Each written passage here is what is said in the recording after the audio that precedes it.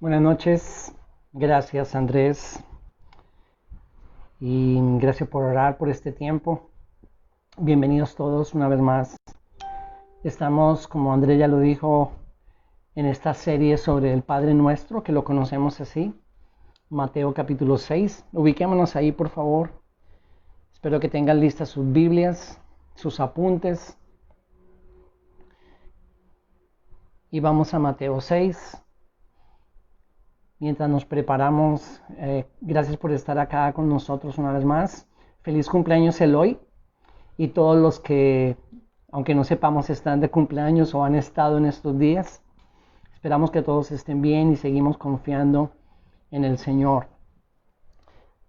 Mateo capítulo 6, del versículo 9 al versículo 15 encontramos lo que hemos venido estudiando, y esto se dio en respuesta a una petición de uno de sus discípulos, según Lucas, que le dijo: Maestro, enséñanos a orar.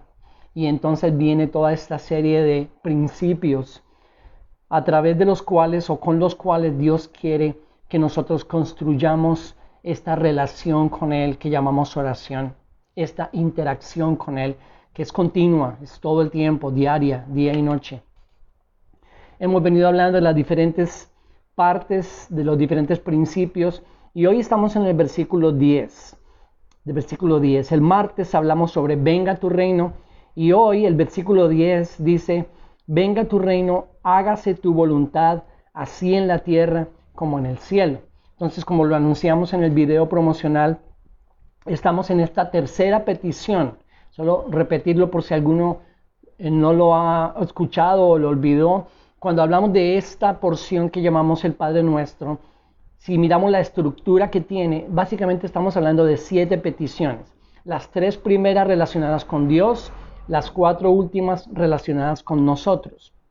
Las 3 relacionadas con Dios: santificado sea tu nombre, o que tu nombre sea santificado. La segunda: venga tu reino. Y hoy nos corresponde la tercera petición de las 7 que encontramos en esta oración, obviamente relacionada con Dios. Dijimos que la primera, que era que tu nombre sea santificado, tenía que ver con Dios, con lo que Él es, con su carácter, sus atributos. La segunda, venga tu reino, tenía que ver con su gobierno, con el gobierno. Estuvimos ahí el martes. Si alguien no ha visto el video, ahí está, aquí en la página de Facebook, pero también en el canal de YouTube. Y hoy, hágase tu voluntad, esta petición, que se haga tu voluntad en la tierra como en el cielo, nos habla del plan de Dios, del plan de Dios. ¿Su plan para quién? Su plan para todos, su plan para individuos, su plan para pueblos, su plan para la humanidad y su plan para toda la creación. Dios es un Dios con un plan específico para todos. Así que nuestra oración, estamos hablando de esta interacción con Dios que llamamos oración. Nuestra oración debe estar anclada en su voluntad, no importa qué. Y eso es lo que queremos encontrar hoy en nuestra reflexión, nuestro estudio junto de las Escrituras. Repito, nuestra oración debe estar anclada en la voluntad de Dios, no importa qué. Y cuando yo digo no importa qué, inmediatamente me lleva a lo siguiente. Aquí el Señor Jesús les está diciendo: bueno, si ustedes van a orar, oren así: hágase tu voluntad. Y esa fue exactamente, dando ejemplo, la última oración del Señor Jesús en un lugar que le gustaba mucho. Era un jardín donde Él iba mucho a tener estos tiempos de meditar y hablar con el Padre y orar, y era en Getsemaní. Y entonces, antes de ser arrestado, ellos estaban ahí, y más tarde vamos a ir allá, pero básicamente lo que Él estaba haciendo, estaba orando, y lo que Él estaba orando era exactamente esto: que se haga tu voluntad. Y esa fue la última oración de Jesús en Getsemaní, porque al otro día estaba muriendo en la cruz. Entonces, no solamente es muy importante, pero también necesitamos entender y meditar en qué significa esto en nuestra oración. Hágase tu voluntad en la tierra así como es en el cielo. Vamos primero entonces, hablemos de la voluntad de Dios. La voluntad de Dios. Ahora, para hablar de la voluntad de Dios, ¿podríamos utilizar un año juntos en tiempos así como este? Pero hoy vamos a hablar de la voluntad de Dios en un poquito, en algunas partes de la voluntad de Dios. Esa palabra que se usa ahí en Mateo 6, versículo 10, hágase tu voluntad, es la palabra telema en el griego. Y esa palabra telema habla de los deseos o las determinaciones de alguien, en este caso Dios, los deseos o las determinaciones de alguien, es lo que nosotros llamamos la voluntad de Dios. Y dejémoslo solamente en estas dos cosas hoy, después podemos estudiar más, pero cuando hablamos de la voluntad de Dios, quedémonos con estas dos cosas hoy. Una, la voluntad de Dios es todo lo que pasa. Y cuando yo digo todo, estoy hablando de absolutamente todo lo que pasa en el universo.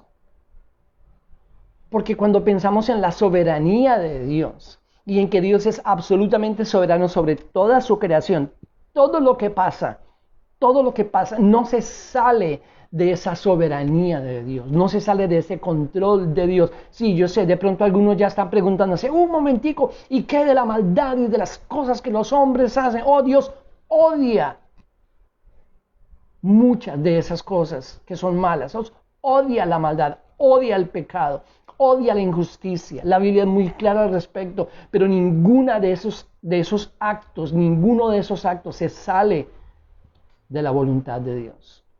Todo lo que pasa, miren en Efesios, Nuevo Testamento, el libro de los Efesios, capítulo 1, en el libro de Efesios, miren el versículo 11. Efesios 1:11 dice, también hemos obtenido herencia, habiendo sido predestinados según el propósito de aquel que obra todas las cosas conforme al consejo de su voluntad. Leámoslo una vez más. También hemos obtenido herencia, estoy en Efesios 1:11. También hemos obtenido herencia, habiendo sido predestinados según el propósito de aquel, es el Señor por supuesto, que obra todas las cosas conforme al consejo de su voluntad. Entonces, en primer lugar, la voluntad de Dios es todo lo que pasa. En segundo lugar, la voluntad de Dios es todo lo que Él nos ordena. Porque cuando vamos a la Biblia, a las Escrituras, esta es la voluntad de Dios. Sus mandamientos son su voluntad. Sus ordenanzas son su voluntad. Primera de Tesalonicenses. Ahí adelante encuentran a Primera de Tesalonicenses. Y miren el capítulo 4. Capítulo 4, versículo 3 de Primera de Tesalonicenses. Dice, porque esta es la voluntad de Dios, vuestra santificación. Es decir, que os abstengáis de inmoralidad sexual. Ese es un mandamiento específico en un área específica. Lo que Dios nos ordena es su voluntad. Así que las Escrituras, la Biblia, nos muestran la voluntad de Dios. Cuando hablamos de ese telema o telema, que es la palabra que se usa en el Nuevo Testamento, cuando hablamos de la voluntad de Dios, estamos resumiéndolo hoy en dos cosas. Una, la voluntad de Dios es todo lo que pasa. Y dos, la voluntad de Dios es lo que Él nos ordena. Lo que Él nos ordena. Volvamos a Mateo. Capítulo 6. A nuestro versículo 10. Hágase tu voluntad, así en la tierra como en el cielo. ¿Qué significa eso? En la tierra como en el cielo. Esto es lo que significa cuando Cristo nos está enseñando a orar de esta forma. Hágase tu voluntad en la tierra así como en el cielo. El plan redentivo de Dios para la humanidad, o el plan de redención de Dios para la humanidad, fue escrito en detalle en la eternidad pasada. Y aquí necesito comenzar a insistir en algo para que nos quede muy claro. Dios no está escribiendo su plan en este momento. Dios lo tiene absolutamente decidido desde la eternidad pasada. Es lo que la Biblia nos muestra. El plan de Dios está escrito desde antes de la fundación del mundo, la eternidad pasada. Miremos 2 versos para eso. Primera de Pedro, Nuevo Testamento, una vez más, al final casi de nuestras Biblias. Primera de Pedro, capítulo 1. Vayan al versículo 18. Primera de Pedro 1, versículo 18. Sabiendo que no fuisteis redimidos de vuestra vana manera de vivir, heredada de vuestros padres, con cosas perecederas como oro o plata, sino con sangre preciosa, como de un cordero sin tacha y sin mancha, la sangre de Cristo. Porque Él, este cordero, estaba preparado desde antes de la fundación del mundo, pero ahora se ha manifestado en estos últimos tiempos por amor a vosotros. Miren lo que Pedro está diciendo. Esto que se ha manifestado ahora en la muerte de Cristo, este cordero que murió inocente, llevando nuestra culpa, por cuya sangre nosotros somos comprados, estaba preparado desde antes de la fundación del mundo. Ya todo estaba detalladamente planeado. El plan de Dios, su plan redentivo, su plan para la humanidad, estaba preparado desde la eternidad pasada. Uno más, miren Apocalipsis, ahí cerca, vayan a Apocalipsis, el último libro de la Biblia. Y miren ahí en Apocalipsis el capítulo 13.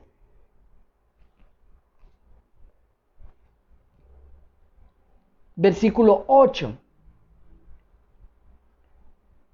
Es un capítulo que está hablando de la bestia, pero ahorita no pensemos en la bestia. Miren lo que dice el versículo 8. La adorarán todos los que moran en la tierra, cuyos nombres no han sido escritos desde la fundación del mundo en el libro de la vida del Cordero que fue inmolado.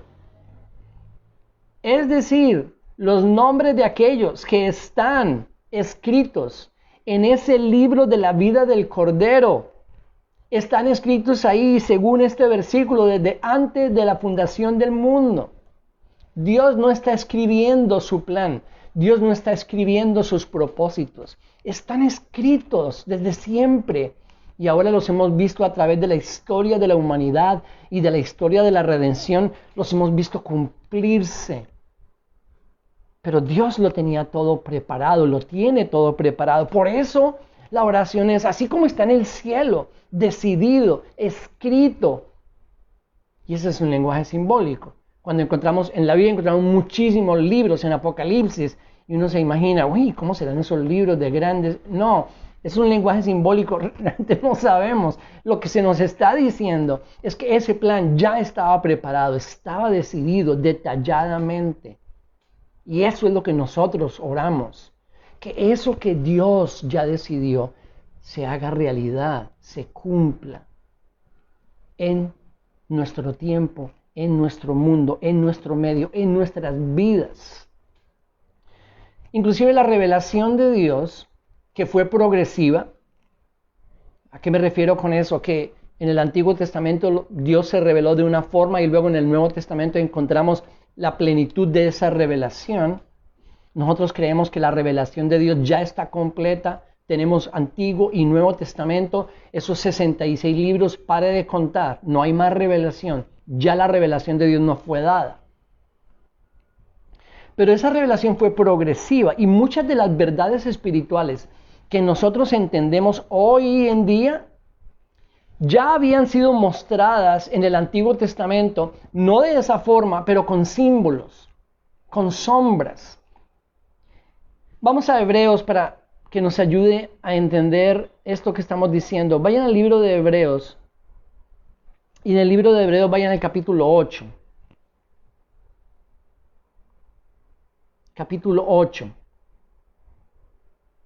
Versículo 5.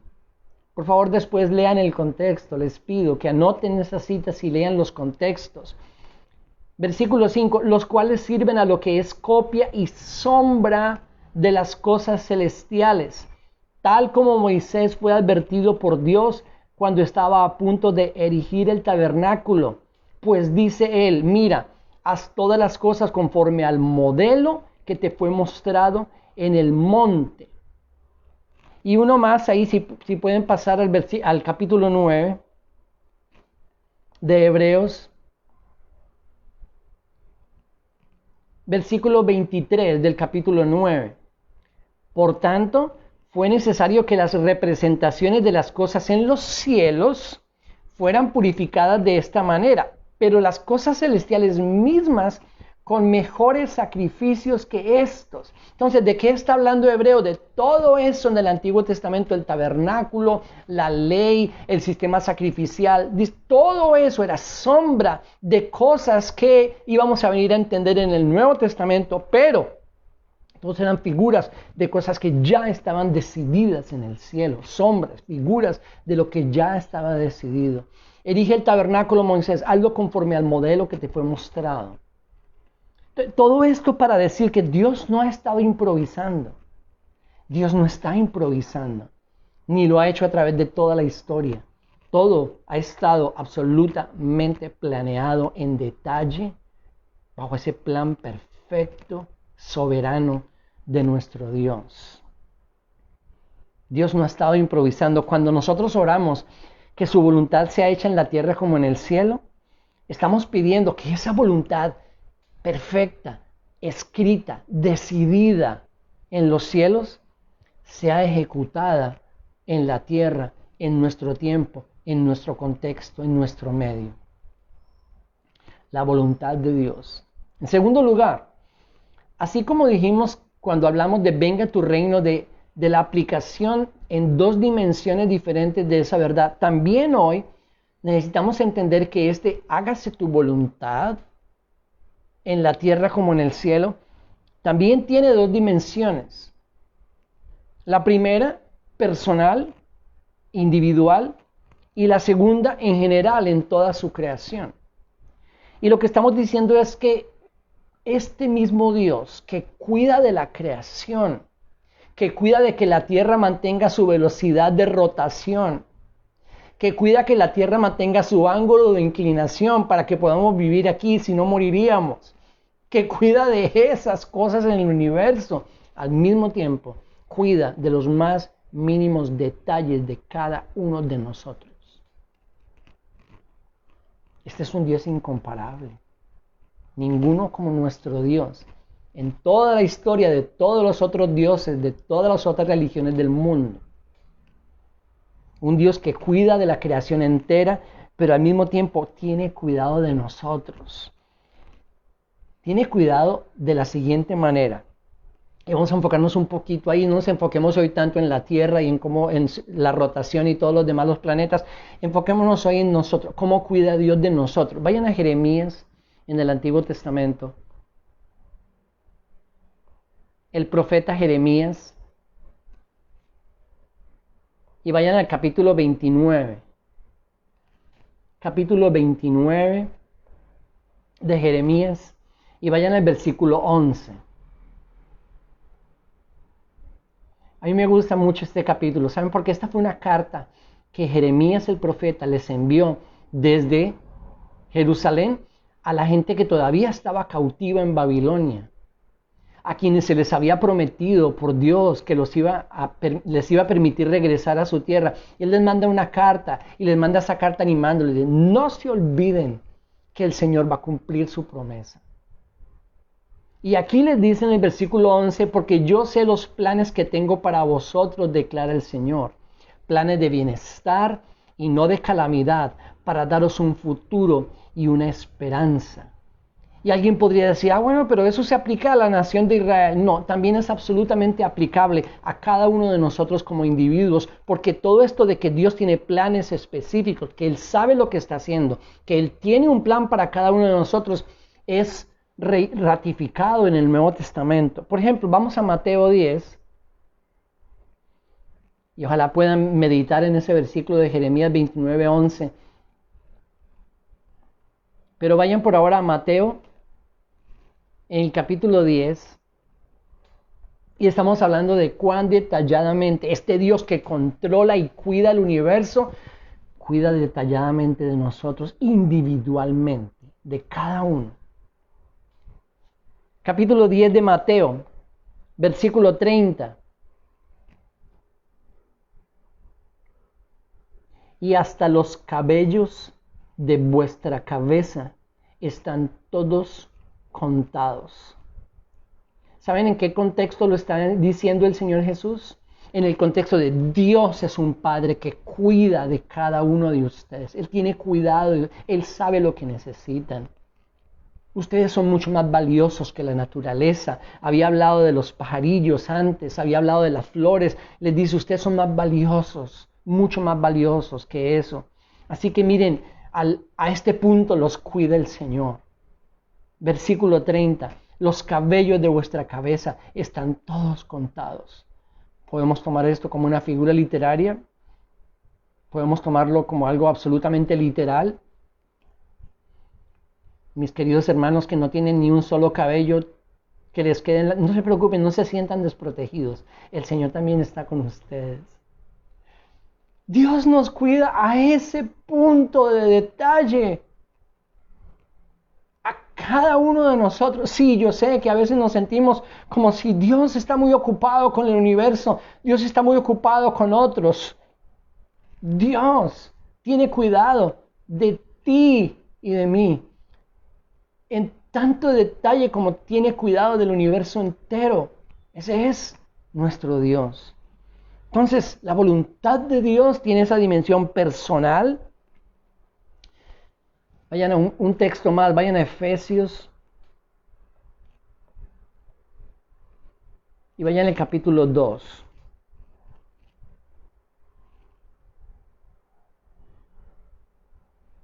Y miren el versículo 10 en Efesios, capítulo 2, versículo 10, porque somos hechura suya, creados en Cristo Jesús para hacer buenas obras, las cuales Dios preparó de antemano para que anduviéramos en ellas. Somos hechura suya, creados en Cristo Jesús para hacer buenas obras. Cuando habla de esas buenas obras, la palabra original está hablando de lo que nosotros hacemos normalmente, del desarrollo de nuestras vidas, las cuales Dios preparó de antemano para que anduviésemos en ellas. Hay un plan específico de Dios para cada uno de nosotros, para cada una de nuestras vidas. Dios no nos ha dejado a la deriva. Dios, nuestro Dios, no nos ha dicho, bueno, miren a ver cómo se defienden. Cada uno mire a ver cómo va adelante. Dios tiene un plan específico y detallado para cada uno de nosotros como individuos. A su vez, por supuesto, tiene un plan para toda su creación. Y así como la Biblia, que es la palabra revelada de Dios para nosotros, tiene un principio y tiene un fin, exactamente igual va a suceder con esta su creación. Tuvo un principio y va a tener un fin. Y luego vamos a pasar a la eternidad. Eso es lo que la Biblia enseña. Déjame leer un texto para esto de cómo Dios tiene un plan específico en general para su creación. Podríamos mostrarle muchos, pero por tiempo. Vamos a Apocalipsis. Una vez más, el último libro de la Biblia. Y vayan al capítulo 21.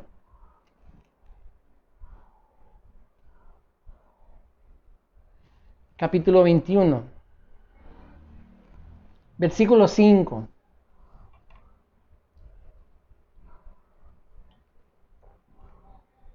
Dice Apocalipsis 21:5, y el que está sentado en el trono, hay alguien sentado en el trono. ¿Se acuerdan que hablamos del rey el martes? El que está sentado en el trono,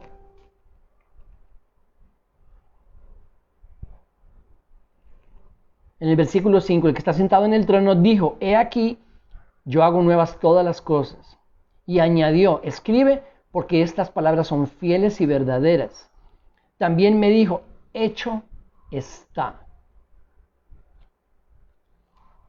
Está cumplido. Todo lo que yo tenía planeado está hecho. Está cumplido. Se finalizó. Ahora viene la eternidad. Está cumplido, está hecho. Yo soy el principio y el fin. Yo soy el alfa y la omega, el principio y el fin. Al que tiene sed, yo le daré gratuitamente de la fuente del agua de la vida. Entonces, primero, la voluntad de Dios. Segundo, esas dos dimensiones que son muy importantes. El Dios que cuida del universo, cuida detalladamente de nosotros todo el tiempo. Y tiene un plan específico para cada uno de nosotros. Tercero, ¿cuál es la relación entre la oración y la voluntad de Dios? Y yo sé que hace unos meses estuvimos hablando de algunas de estas cosas y luego dijimos en ese tiempo que las íbamos a estudiar en más detalle o un poco más profundamente. ¿Cuál es la relación entre la oración y la voluntad de Dios? Bueno, si volvemos a Mateo, una vez más a Mateo 6, versículo 10. Señor, enséñanos a orar. Esta es la forma en que tienen que orar. Hágase tu voluntad, no la nuestra. No pedimos que Dios cumpla nuestra voluntad. Pedimos que Dios cumpla su voluntad. Hágase tu voluntad. Ahora, aquí está la dificultad. Muchas veces, erróneamente, muchos cristianos creen que ahora que somos cristianos, hijos de Dios, por medio de la oración, podemos hacer que Dios cumpla nuestra voluntad. Finalmente, error. ¿Cómo oramos? Oren así, hágase tu voluntad, no la nuestra. Es la de Dios la que oramos que se cumpla en nuestras vidas, en nuestras familias, en nuestro contexto, en nuestro barrio, en nuestra ciudad, en nuestro país, en el universo. Tu voluntad, no la mía.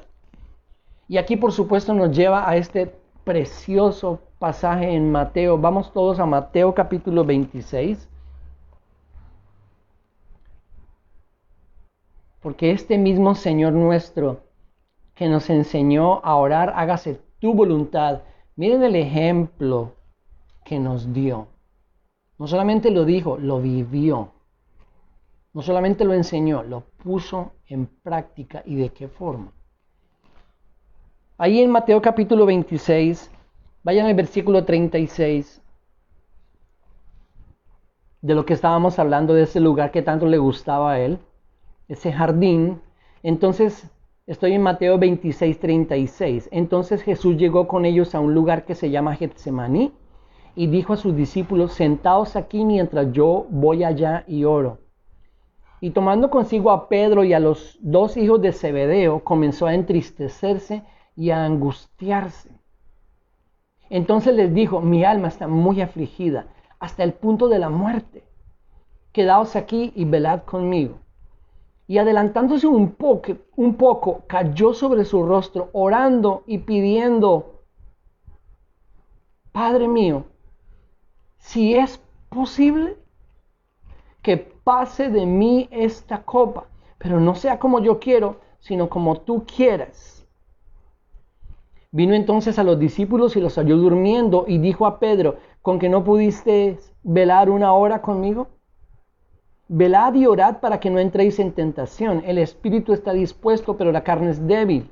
Apartándose de nuevo, segunda vez, oró por segunda vez diciendo, Padre mío, si esta no puede pasar sin que yo la beba, hágase tu voluntad. Y vino otra vez y los halló durmiendo porque sus ojos estaban cargados de sueño, pobrecitos.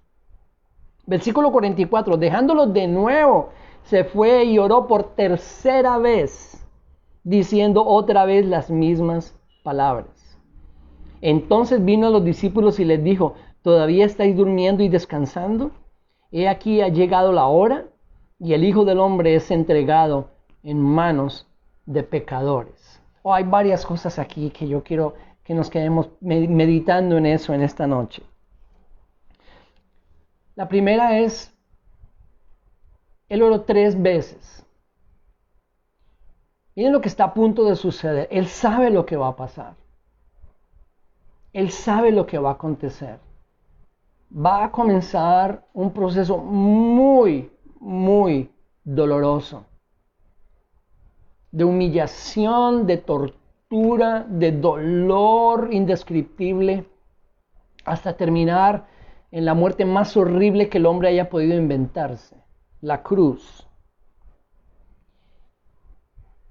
Déjeme decir antes de continuar que la oposición más grande que nosotros tenemos para orar como Él nos enseñó, hágase tu voluntad, la oposición más grande, la barrera más grande es nuestra voluntad. Esa es la barrera más grande.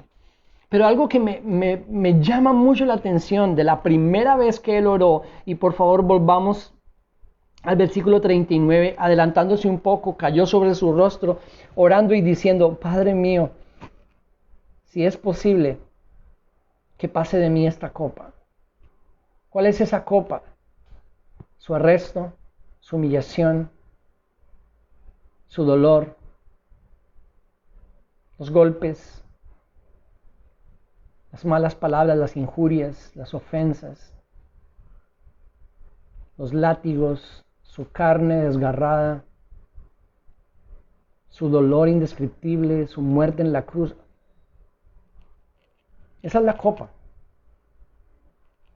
Y antes nos dice que cuando Él fue un poco más adelante con ellos, que eran los tres, Jacobo, Juan y Pedro, comenzó a entristecerse y a angustiarse.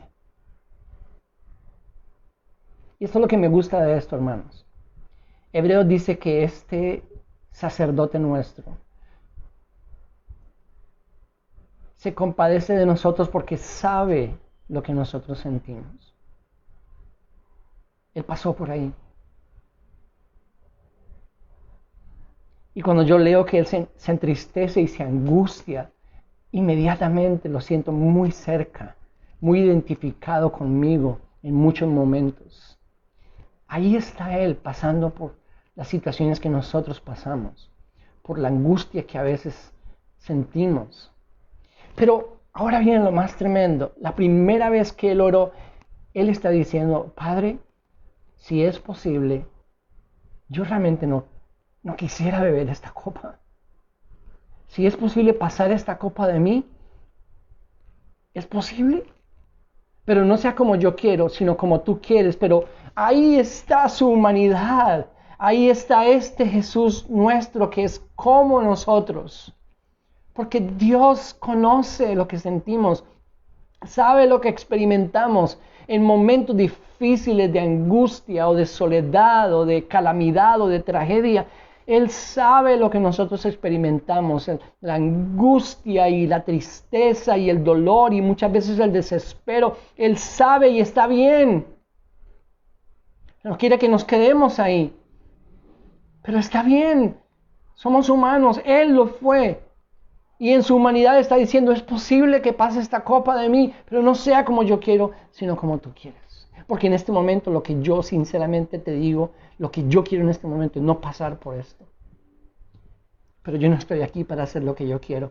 Estoy aquí orando como le enseñé a mis hijos a orar. Hágase tu voluntad y no la mía. Pero así me siento. Ahora miren cómo ora la segunda vez en el versículo 42. Apartándose de nuevo, oró por segunda vez diciendo, Padre, ya sé, no es posible que yo pase esta copa, yo necesito tomarla.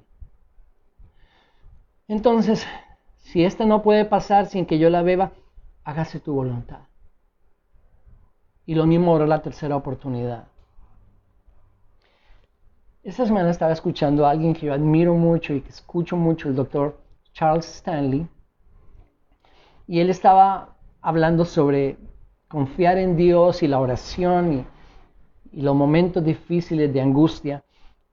Y él estaba hablando, por ejemplo, de Daniel y lo que Daniel tuvo que haber experimentado cuando fue echado a ese foso de los leones. Y él estaba hablando de cómo Dios usó a alguien, una mujer que lo aconsejó y le mostró un cuadro que ella tenía en su casa, una mujer anciana, y le mostró un cuadro de Daniel. Y él dice, en el cuadro estaba Daniel en el foso de los leones. y los leones estaban a su alrededor, pero él no estaba mirando los leones, él estaba mirando arriba. Y el doctor Stanley estaba diciendo, Dios no quiere que nos enfoquemos en el peligro, en las dificultades, en las angustias, en las tragedias. Dios quiere que nos enfoquemos en Él. Y yo estoy de acuerdo. Sin embargo, cuando yo estaba escuchándolo, yo estaba pensando, si yo hubiese sido Daniel y me hubiesen metido a ese foso de los leones, yo no le hubiera quitado el ojo a esos leones. Porque me imagino el terror de estar ahí. Ahora, obvio, escúchenme por favor. Dios no quiere que nos quedemos ahí. O Pedro, ven, camina sobre el agua, el mar, en la noche. Sal de la barca, comienza a caminar, ven hacia mí. Y él lo hizo. Y hemos escuchado muchas veces el hecho de que Pedro, ¿por qué comenzó a hundirse? Porque comenzó a mirar todas las condiciones del mar y las olas gigantescas que se venían sobre él. Y yo estoy de acuerdo, yo creo saber lo que mis hermanos están tratando de enseñar. Y yo estoy de acuerdo, nuestros ojos deben estar en él, por supuesto. Y debemos pasar de esa angustia y desespero del momento cuando enfrentamos las dificultades a confiar en él y a decir, Señor, tú me vas a ayudar, hágase tu voluntad. Pero en los primeros momentos, ahí está nuestro maestro diciéndole con mucha tristeza y mucha angustia, Padre, si es posible que esto no se presente en mi vida, Padre, si es posible que yo no pierda este familiar, si es posible que yo no pierda el trabajo, Padre, si es posible que mi hijo no esté enfermo, Padre, si es posible que no diagnostiquen a mi esposo con esta enfermedad terminal. Padre, si es posible, tantas cosas que enfrentamos en la vida.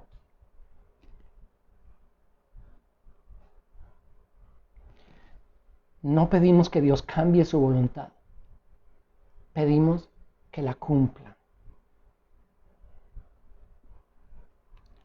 La oración no cambia la voluntad de Dios. La oración nos alinea con la dirección de Dios, con la voluntad de Dios, con el plan de Dios. Y yo lo veo acá, en nuestro precioso maestro, dándonos el ejemplo en la primera oportunidad. Padre, si es posible, yo no quiero pasar por esto. En la segunda, Padre, ahora sé que necesito pasar por esto, que se haga tu voluntad. Y en la tercera, una vez más, Padre, no lo que yo quiero, sino lo que tú quieres. Es tu voluntad. Yo les enseñé a ellos, hágase tu voluntad. ¿Puede la oración cambiar las cosas a nuestro alrededor, las circunstancias? Sí. Cuando la voluntad de Dios es que las cosas cambien. Porque oramos para alinearnos con esa voluntad, para llegar al punto de decir, como Él nos enseñó, hágase tu voluntad. Lo que tú has decidido está bien. Aunque no lo quiero muchas veces, aunque no lo entiendo muchas otras, aunque no me gusta muchas otras.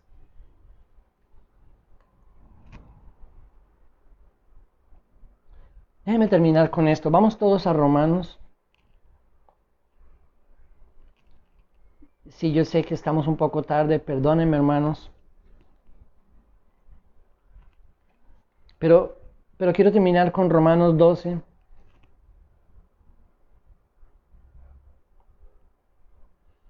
Miren Romanos 12, versículo 1.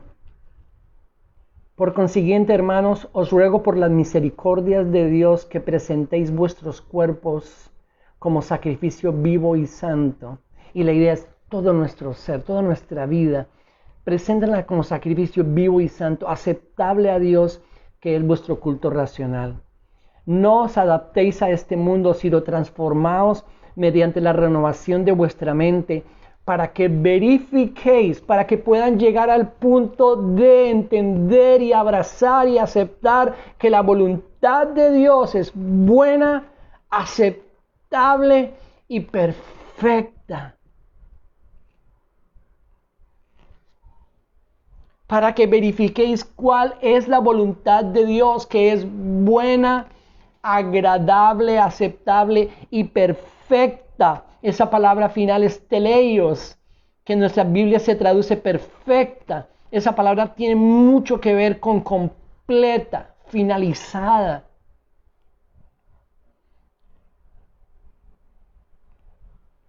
Esa es la voluntad de Dios. Su voluntad es buena, su voluntad es agradable, su voluntad es perfecta. No es entendible muchas veces. O como lo dijo en su libro el Dr. James Dobson, cuando lo que Dios hace no tiene sentido para nosotros. Cuando no queremos eso. Cuando no quisiéramos que se presentara. No queremos que se presente, no queremos. Porque si yo en la mañana me levanto y no me duele nada, y me siento muy bien, y mi familia está tranquila, y mis hijos están sanos, y tenemos suficiente comida, y no tenemos deudas, y las cosas van todas bien, y no hay ningún problema realmente, entonces yo podría decir a este texto, a este versículo, que la voluntad de Dios es buena, agradable y perfecta. Amén, amén, sí es. Pero ¿qué tal si se me dice que mañana mi esposa o mi esposo van a ser diagnosticados con una enfermedad terminal, o el día de mañana alguno de mis familiares queridos muere en un accidente, o mi hijo se enferma gravemente, o cualquier cosa que yo no quiero que pase, pasa? ¿Qué entonces?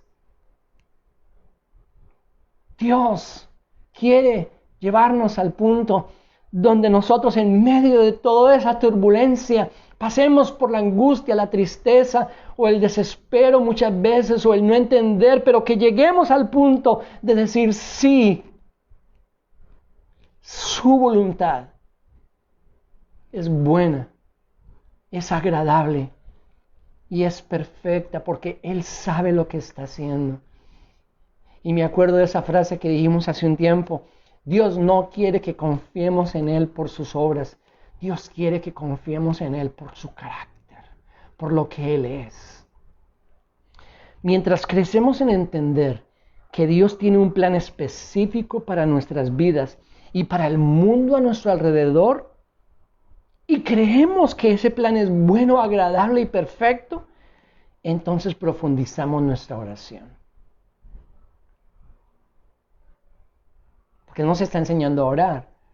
Hágase tu voluntad en la tierra como es en el cielo. ¿Cómo saber que estamos viviendo en su voluntad? Bien, eso lo vamos a ver el martes 13 de octubre, cuando continuemos con nuestra serie, porque la próxima semana vamos a tener dos tiempos muy importantes, hermanos, muy importantes. El hombre que Dios diseñó el martes, el jueves la mujer que Dios diseñó. Les pido que saquen el tiempo si les es posible, pero también que inviten a otros, que manden a otros el video promocional, porque si tú consideras que ellos deben estar escuchando lo que nosotros estamos estudiando y deben estar con nosotros, el hombre que Dios diseñó el martes, la mujer que Dios diseñó el día jueves de la próxima semana, y la siguiente vamos a continuar con nuestra serie. El Señor los guarde y puedan meditar en todo esto, y su Espíritu Santo les ayude a procesar y a, perdónenme la expresión, rumiar todo lo que estamos estudiando. Un abrazo grande.